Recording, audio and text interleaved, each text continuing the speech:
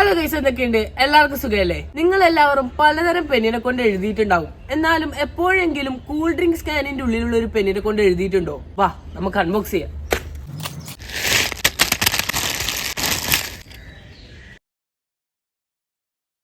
അപ്പോൾ ഗൈസ്, ഈ ചെറിയ ക്യാനിന്റെ ഉള്ളിലുള്ളതാണ് നമ്മളുടെ പെന്നിയെ. ഇനി നമുക്ക് എഴുതി ടെസ്റ്റ് ചെയ്ത് നോക്കാം.